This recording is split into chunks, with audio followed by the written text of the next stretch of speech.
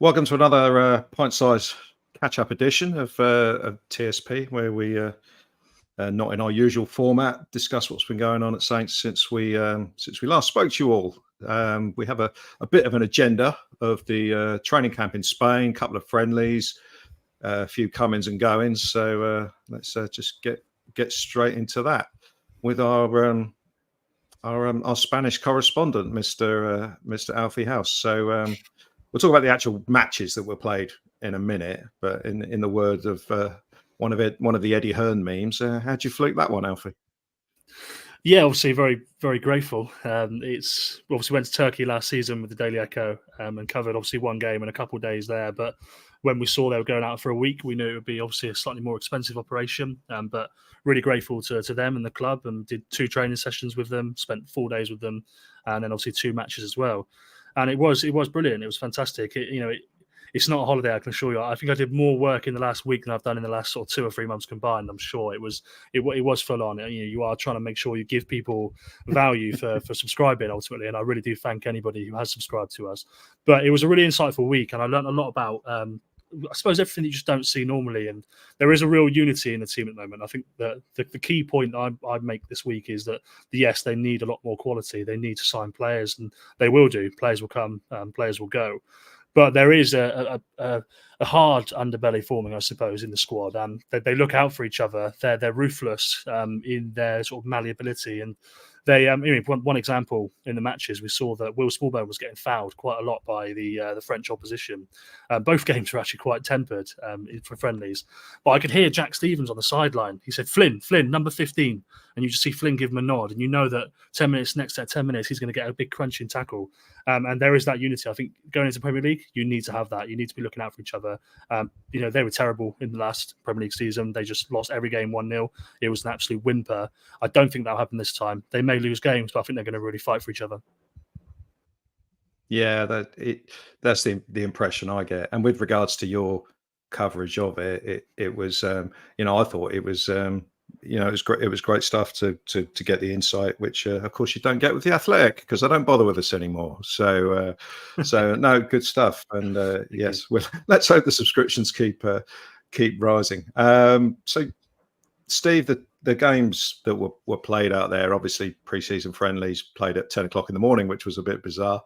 Against 2 French sides, Bordeaux and Montpellier. Game against Bordeaux was slightly weird because it was the backdrop of one day from them going out of business. And yeah, Montpellier was a bit of a step up in caliber of opponent. So what did you make of those 2 games? We won them both, obviously. There was some interesting goalkeeping and some interesting penalties as well. Yeah, I mean, I think Russell Martin summed it up quite well in both of his post-match interviews, in that there was some nice stuff out there and there was some fairly horrible stuff as well. Which, when you're going into the sort of step up that we're going to be facing again this season, the horrible stuff was particularly horrible. Defensively, we were a little bit of a mess, frankly.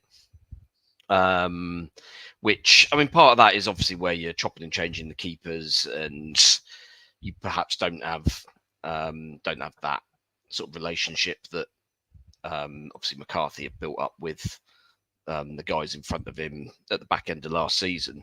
But he was playing with a load of completely different people in front of him at various points over the course of the last week in those 2 games in Girona. So, yeah, I mean, you've kind of got to take the context into account. Also, that it was about 1 million degrees, even though it was 11 o'clock in the morning local time.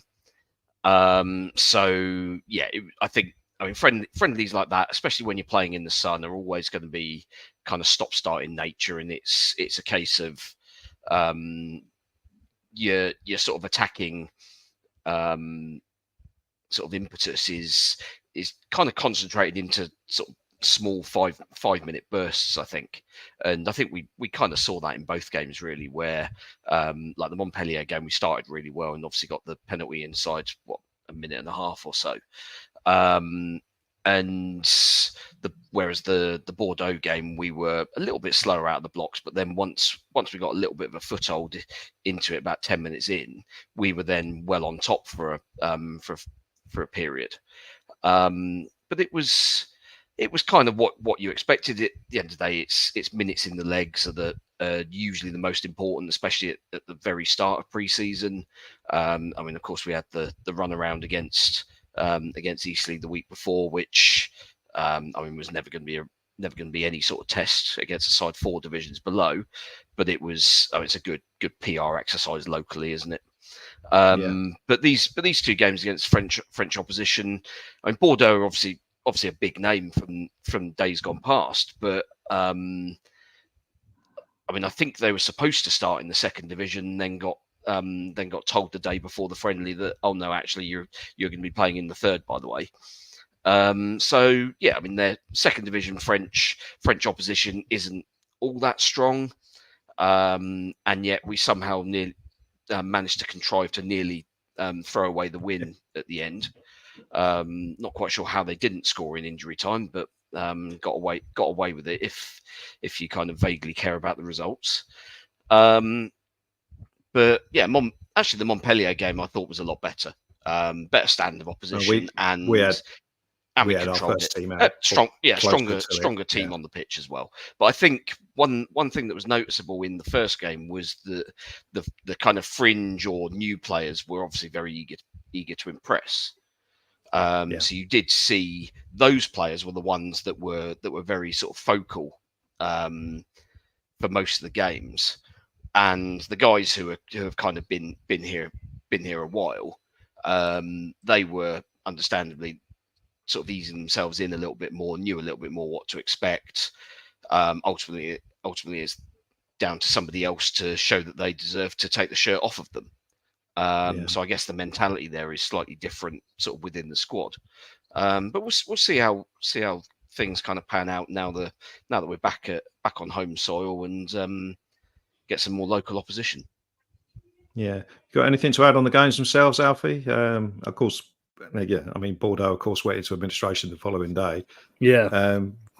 What were you kind of aware of with regards to their situation at the time? Yeah, well, I'll be totally honest. 24 hours before Wednesday's game, obviously I was at the training camp with the team. So I think Jack Stevens mentioned to somebody, "Oh, I think the game might be off." And then you speak to the operations guys, and you think, well, "Okay, this is not sounding good." As you've mentioned, Steve, they were told they were in the 3rd division that day. Then 2 days later, after the Saints game, they folded their professional status. Their training ground has shut down. All this sort of thing.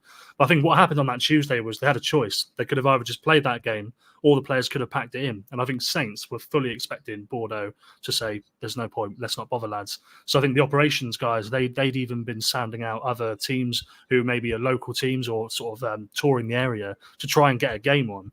And I think the Bordeaux players just came together and said, "Yeah, we'll play it," almost as kind of a farewell in some way, I suppose. And I don't know if their team was the full senior team or if there was a couple of young lads who maybe wouldn't have been involved. But I think Russell Martin and the team were really grateful for them just for playing that game because it could have looked like a very different week. And I was extremely grateful because if I had nothing to do for 4 days, I'd have been out of a job. So happy days. They might have. I mean, they might have played it as almost a favour because I remember we bail them out a couple of years ago when we paid for Sekumara up front or something like that rather than instalments because they needed the money now. Something like that happened a couple of years ago, and we should forever be grateful to them for Sekumara, obviously. So a lot's been said about, and there's been a lot of column inches written by Alfie about the former sort of Tyler Dibbling and Sam Amayor in these games. I mean, to qualify it, as we've said, it's obviously weaker opposition than we're going to be playing in the Premier League. So, where, and this is for Steve really, where do you kind of see the immediate future of these two guys? Would you rather have them around the first team squad, certainly for the first half of the season, or let them go on loan somewhere? What do you reckon? I mean, ultimately, it depends on how many more players come in the door. Because by the sound of it, Newcastle are playing silly bollocks about Ryan Fraser, and we don't know who else is likely to come in those sort of positions. Where certainly Sam Ammo would be eyeing up those sort of positions. Dibbling, I'd be interested to see what sort of position Russell Martin has kind of lined up for Tyler Dibbling, really, because number 8 and 10 for sure. Well, but he played those roles in the first game, and then the second game he seemed to be playing basically through the middle. Yeah, he plays a false 9 because Adam Armstrong was unwell. Almost as a false 9, but didn't really get involved. Whereas the first game he was always getting involved, always on the ball, always looking forwards and dribbling forwards, and looked really exciting. So I kind of wonder whether there's space for a player of his kind of build, I suppose, at his age in a Premier League team. Yeah. Maybe. I mean, you would obviously he would be a sub to begin the season. You would assume. But if he puts in performances off the bench, then maybe he earns a spot in the starting lineup. But I do wonder whether that just weakens us from a physical perspective. On the other side of that, the fact that they are both only 18, I don't see as there's a massive rush to get them out on loan, getting kicked to bits in the Championship. If they were 20, 21, then, and on the fringes of the team, then I could maybe see it. So, I mean, personally, even if they're not getting many first team minutes, I mean, the players themselves might disagree with this. I think from a club point of view, they possibly be better off sticking around and getting a taste of Premier League football, even if it is only, like a few minutes off the bench. But as long as we're not useless in the cup competitions, then there's obviously the Carabao Cup opportunities draw and performances dependent. So there's 4 games this side of Christmas if we stay in the competition to the quarterfinals. So there's that's an opportunity for them as well, where you would imagine they would be getting starts, and then obviously the Premier League games to give them sort of little bits of experience off the bench, perhaps. So I think the current plan, and obviously, Glenn, you made the point that obviously if they go and sign 2 or 3 players, it changes things. But the current plan is to have Sam Ammo in the squad this season, to be around. They see him as an option off the bench. And from speaking to Tyler Dibbling, he's more than happy to play very few minutes and just to be around the squad. Because like you said, Glenn, they're only 18 years old. They don't need to have 50 EFL games on their record by the age of 19. They've got a lot of learning to do. I think Russell Martin... I think everyone thinks they're technically brilliant, but I think Russell Martin wants to see more against the ball, understanding whether it's just work or just knowledge of the system. And I think they were really happy with Sam Ammo's goal as against Bordeaux because of the work he did to track all the way back. And they reckon that's something that he wouldn't have done 6 months ago or a year ago. And they're seeing that development in him already. So I'm pretty sure that unless things dramatically change, Sam Ammo will be in the squad. And I think Tyler's more than happy to be as well. So I think good to have them on board. They've got long-term contracts. There's no need to rush them. They're both signed up, I think, to 2026. Yeah. Unlike Jaden McGowan, for example. Yeah. Yeah, it's interesting that he's not out in Spain, isn't it? But been little rumours of sort of him being a bit unsettled and wanting a move away. But I mean, Alfie, you probably know better than either of us on that front. Is there anything in that? I think the picture that you can see clearly is that he wasn't involved in the squad when they ended up playing Joe O'Brien Whitmarsh, who was an attacking midfielder, left back for the last 20 minutes of the first game. So I think it's quite a clear indication about what's going on there. He's fit, he's playing for the 21s. And if they felt that he might be here for a couple more years, he surely would have been involved. So I think there's probably a little bit to that. Yeah. So just to finish on your little Spanish holiday, Alfie. Obviously, there are a number of new players who many people won't have seen so far. I'm thinking Ronnie Edwards, Nathan Wood, Yuki Sugawara. What did you sort of make of the contribution of the new guys? Well, I think on the pitch, they've all had really good moments, Steve. I mean, Ronnie Edwards, I thought looked really good in his 45 minutes. He didn't play the first game because he was injured or just coming back from a slight injury.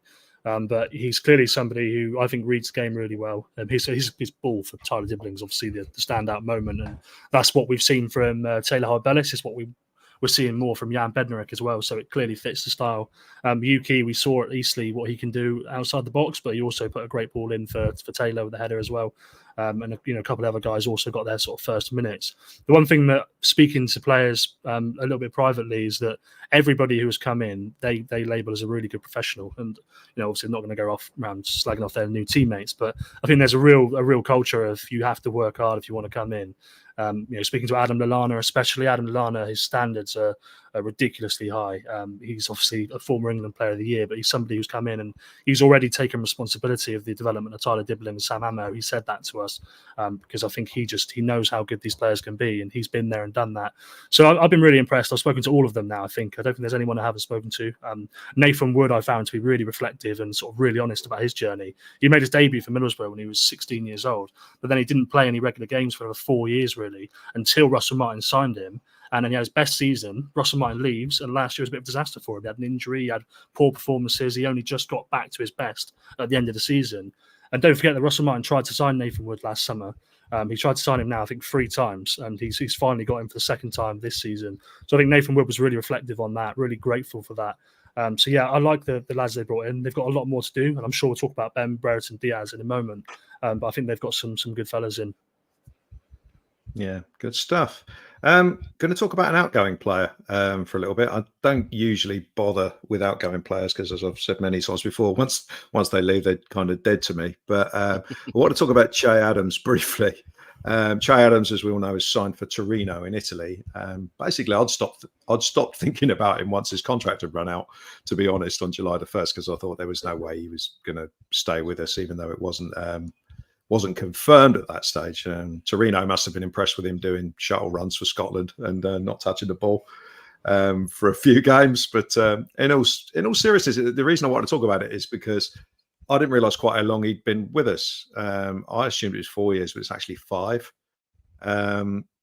So I'm going to read a few goal scoring stats here, which I'm not reading for comedic effect, but it kind of feeds into what we're going to be talking about. So in the Premier League seasons, he contributed 4, 9, 7, and 5 league goals. So not prolific. 25 goals in 125 games, roughly. So 1 in 5. 16 last season in the Championship. I kind of feel that with him, when he played well, the team as a whole played well, and he had a tough job playing up front. Inconsistency was massive with him. I remember we talked about the reverse XG king, where if he had the ball 30 yards out, he was likely to score, and if he had it 3 yards out, he was likely to miss. How would you kind of sum up his time at Saints in addition to that? I mean, the main word I'd use is streaky. In that he would have these. I mean, if you remember when we first signed him, it was 30 games before he scored.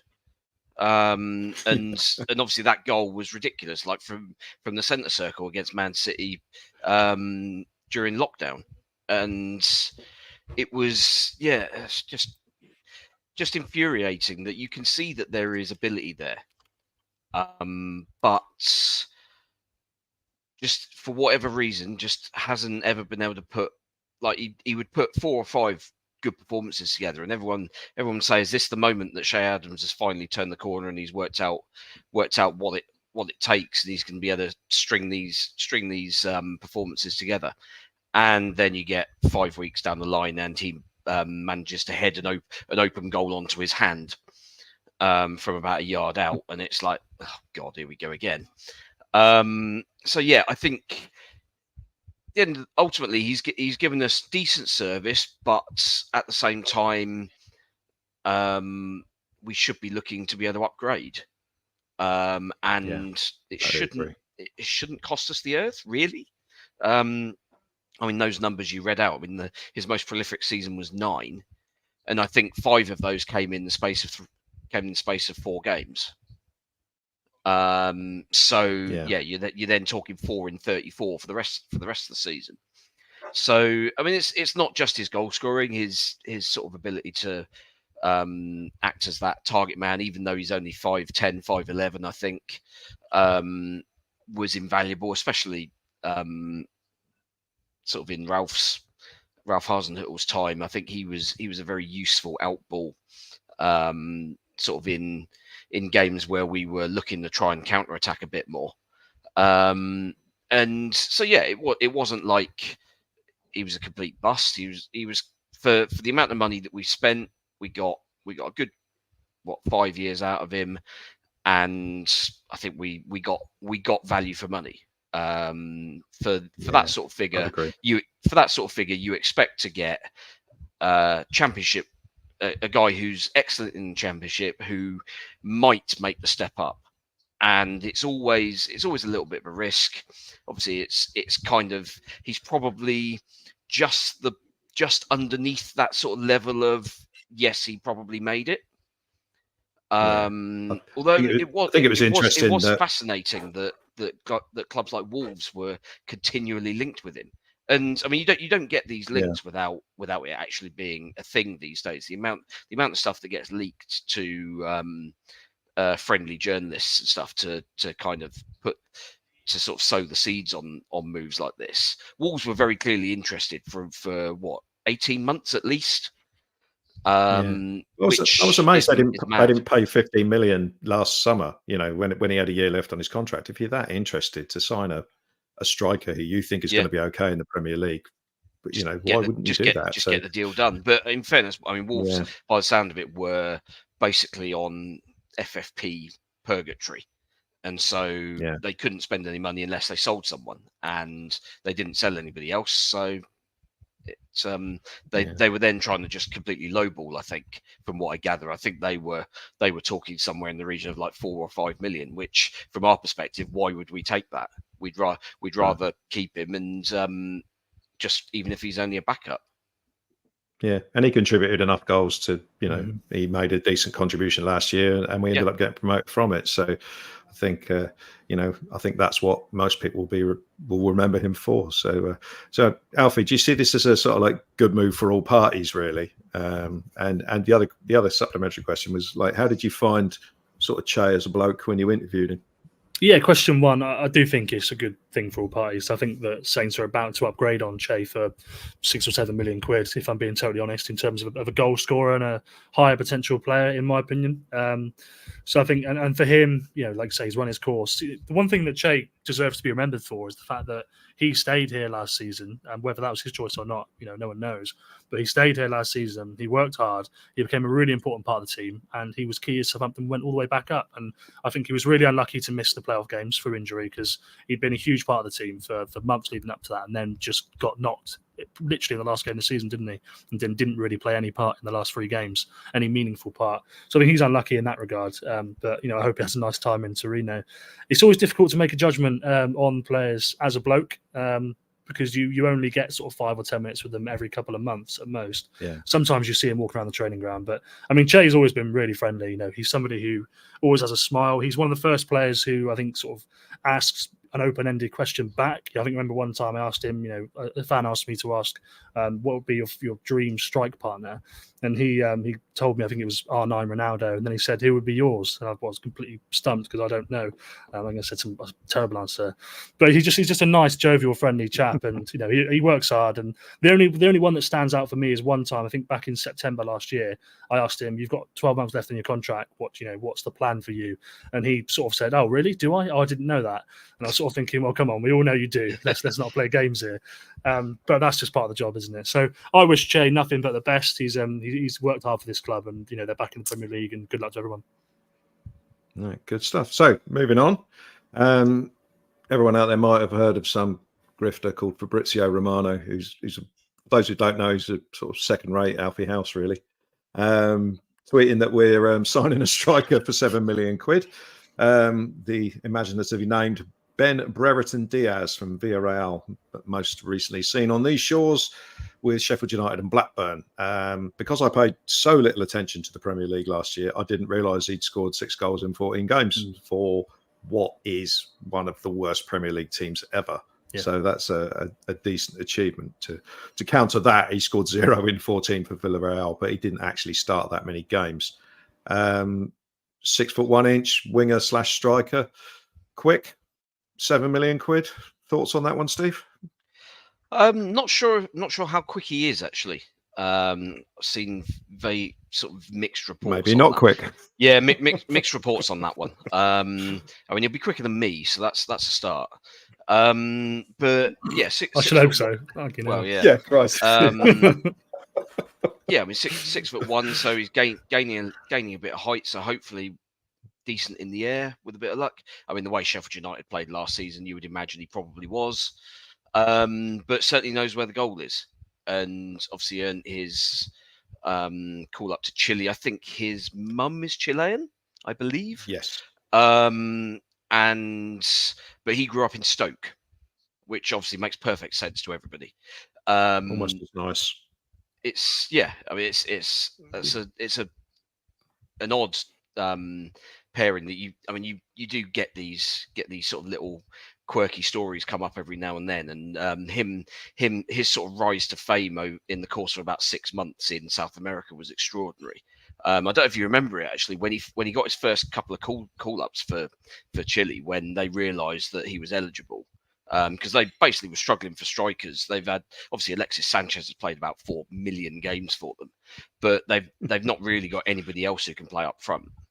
And so they were kind of scouring the world for anybody with sort of Chilean parentage, and found him. And he was off the back of a goal scoring season for Blackburn, where I think he got 27 goals, something along those lines. It was sort of Adam Armstrong-esque. And having obviously replaced Armstrong in that sort of Blackburn goal scorer role alongside the non-goal scoring Sam Gallagher, and so he gets his first call up, and then all of a sudden he's thrust into being like this sort of the lead face on Pepsi's advertising campaigns in Chile, which is absolutely wild. Like all these TV adverts and stuff that he's being asked to feature in, and by the way, they filmed all of these adverts during the season, but not during international breaks. So he had to get permission from Blackburn to fly over to Chile to do these to do all the filming for these adverts, and then fly back. It was madness. But in terms of his record, his record certainly in England is very good in the last 3-4 years.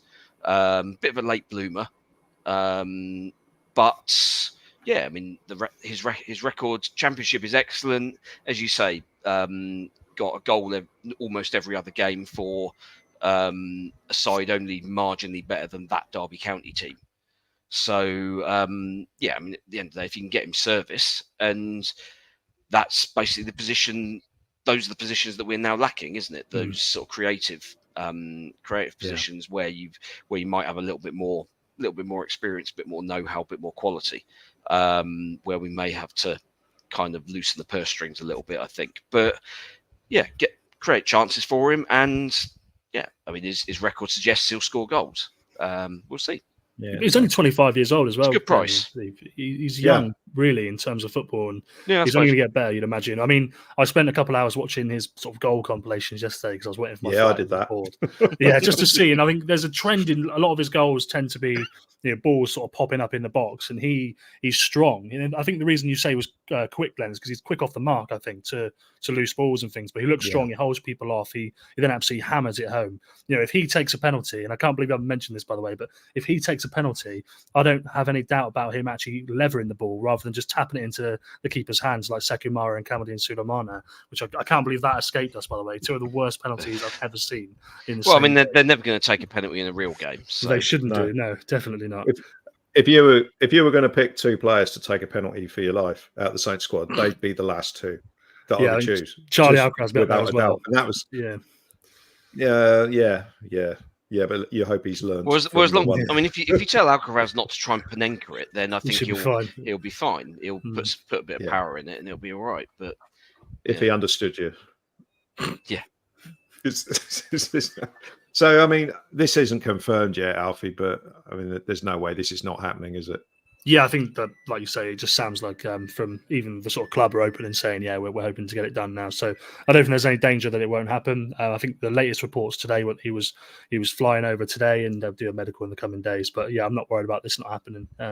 I think it's a good addition, and I mean, it adds obviously to the striker department, which I don't know if they're going to go for another one or not. I think people want them to, but I think as Steve sort of alluded to, like they still need to buy an attacking midfielder 100%. They still need to buy a At winger least if they're one. going to play, this 4-3-3.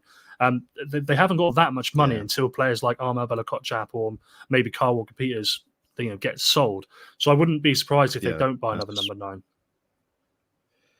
Yeah, I mean, I think with this one for me, if it was 20 million, I'd be questioning it a little bit more. Remember the conversation we had about Liam Delap a few weeks ago, where you kind of think, okay, at 10 million quid, that would have been okay. But at 20 million, you kind of do begin to wonder whether it's a good idea given his record. I mean, Burton Diaz has got a better record than Liam Delap. Obviously, he's a little bit older. And it's almost in the territory where it's a no-lose bargain for me. But the question is, if you look at our strikers as a whole, Adam Armstrong, Ross Stewart, Ben Burton Diaz, Sekou Mara, they've all got a hell of a lot to prove at this level that we're going to be playing at. So there's a gamble there, but that's the market we're in. We're not going to buy a £40 million striker. I saw someone got linked with like Fulkrug, the German striker. Yeah, West Ham. But you talk, it's West Ham, I think. But it's stupid money. For a striker who you've heard of, who'd be a great signing. Like, if they can get him, I'd be jealous of that. Yeah, probably fail. But so I mean, you mentioned the outgoings there. I mean, I was interested in the quotes. I'm really interested in this Tall Paul to Trabzonspor thing and the fact that they're obviously taking the mix. So there've been a couple of quotes about that have come out. Rasmus Ankerson doing his. You want a Ferrari, you don't offer Fiat money. I wouldn't say Tall Paul's a Ferrari, but I know what he's saying. And there were the quotes from Russell Martin saying they've basically submitted one piss take offer, and that's it so far.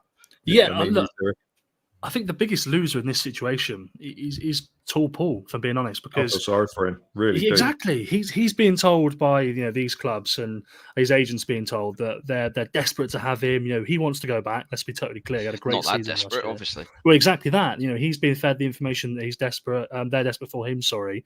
They're making bids and Saints are rejecting it. And they insist that the truth actually is they've made one bid. I understand that that's around £5 million. I think that's been reported elsewhere as well, which is not his value. It's not his value. If we're being totally honest, after scoring 20 goals last season or whatever it was. So I feel for him, to be honest, because he's got 2 or 3 weeks till the season starts. He doesn't know where he's going to be. He's clearly not in the plans at Southampton, at least at the moment. I think people are just pissing him around a little bit. So yeah, I do feel for him there. Yeah. One final thing which kind of crept in under the radar at the start of the week, it was 2 Brazilian players from Sao Paulo joined on kind of pre-contract agreements. Left back Wellington and a striker named Juan. What's the crack there? Basically, are these seen as viable sort of Premier League players, or is it going to be like Matt Liz and we bring them in and they go out on loan and we never see them? What do we kind of make of that? And I'll go with Steve first on that one. Well, it'd be interesting when we combine Wellington with one of the lads who's been out on tour, Nathaniel Boot. So that'll make a great back four. But I mean, that's it. That's the end of the episode. I have no more. I have no more content. By all accounts, Wellington is very highly rated in Brazil. So yeah, that one I imagine is much more likely to be in and around the first team as soon as he arrives, whenever that may be. Obviously, we've got a pre-contract agreement, so he'll be here in January regardless. But I think, like, everything I've read is that we're still trying to do some sort of deal to get him they would like to immediately. Yeah.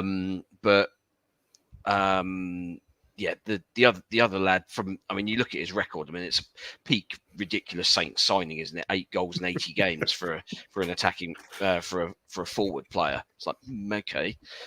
So I mean, let's be brutally honest. He'll be going on loan to Göztepe as soon as he arrives. Yeah.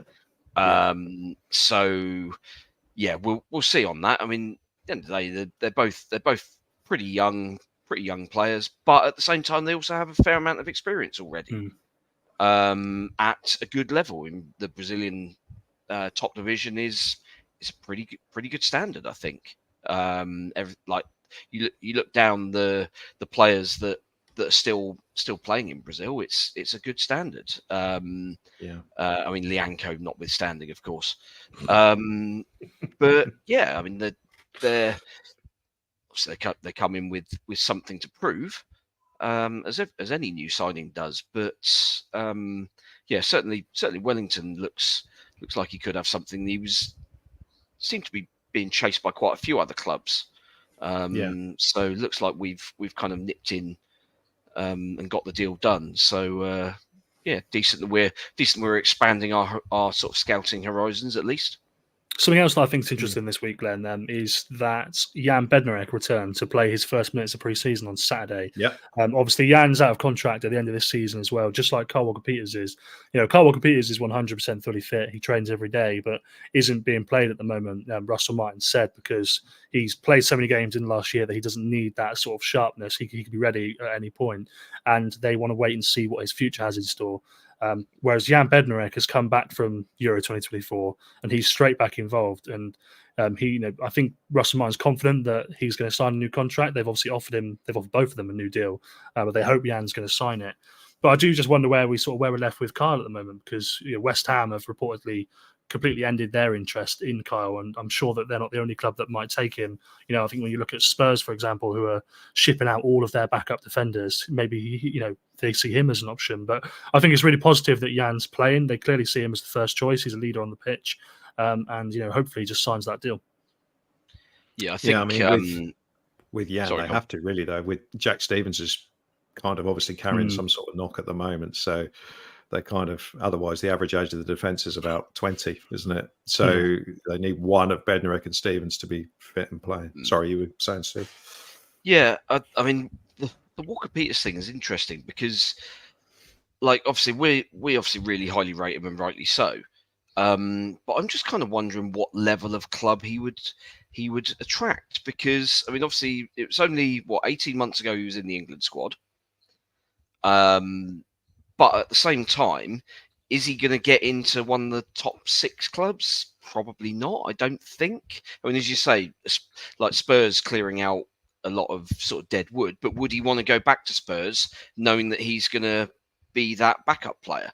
And he'd be a very expensive backup player, I would imagine, because he's now finally deserving of a proper Premier League salary. Which, I mean, my understanding is he's not on a big amount of money with us at all. So, I mean, if we're offering him a new deal, then it's going to be multiples of what he was on previously, and yet he possibly still wouldn't be our highest earner. So Spurs would probably be paying 80, 90 grand a week for a guy who's going to play 10, 15 games a season, maybe, unless they have injuries. I just don't see him going to that level of club, just because there isn't a position available, which is why West Ham made so much sense. Yeah. But obviously they've moved on. Presumably we want a certain amount, we want a certain fee, and West Ham weren't willing to pay it. But you look at who else he'd go to. I mean, who's Villa's Manchester right back? United? No, I think Yeah. Dalot. I mean, to be fair, if they're selling Wan-Bissaka, they need a backup again. But yeah, but again, backup. But I don't think that I don't think that you would turn down a Spurs or a Man United. I'm not being disrespectful to Southampton, but I think there are a lot of players who would be quite happy to be a backup at Spurs or Man United. But Walker-Peters has done that. He's been there and done that, and been the backup at Spurs for years. Well, look, I mean, without getting a proper look in, because ultimately there were at the time better options in front of him. Kyle Walker being one one of those. I think obviously. the obvious feeling from maybe the coaching staff and from everybody is that an exit for him this summer has looked and probably remains likely. Just that's why he's not involved. Yeah. But if a situation comes where nobody goes in for him and he's still here in September, I'm not trying to say that will or won't happen, but it's certainly a possibility. And I suppose that is interesting. It leaves him in an interesting place, and maybe it encourages him to sign a new contract and just take that extra wage increase. I don't know, but I guess we'll see. Yeah. The one thing that the club don't want, and they're open about this, they don't want him to leave for free at the end of the year because he's worth 15-20 million quid. So. Do you ever have the situation where a player who's got 1 year left literally signs a 1 year extension? Does that ever happen, or is it always? I think, well, here's one for you. I think Taylor Howard-Bellis last Some do. season at Man City signed a 1 year extension before going on loan to Southampton, so that if we didn't go up, he would still be their player for this season. So that kind of thing does happen, but that is a very niche circumstance. And there are some where players will sign a short extension just so that their current club do get some money for them. It's quite rare now because ultimately most players don't feel like they owe the club any particular loyalty, and they know that signing on fee will come straight to them if it doesn't go to the club. So Okay, so anyone got anything else? Not sure. Very final captains: Flynn Downs and Taylor Howard-Bellis wearing the armband. I think Matt Gill said to me that he looks like a future captain, maybe sooner. So I think that if Jack Stevens isn't playing, I think Flynn Downs is going to be captain.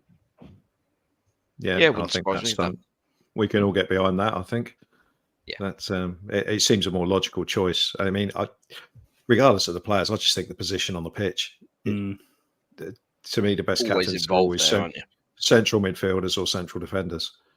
It'll be interesting to see with Flynn if he can have as much influence on Premier League games as he did in the Championship. And I think a lot will depend on the other players around him. I'm really interested to see how.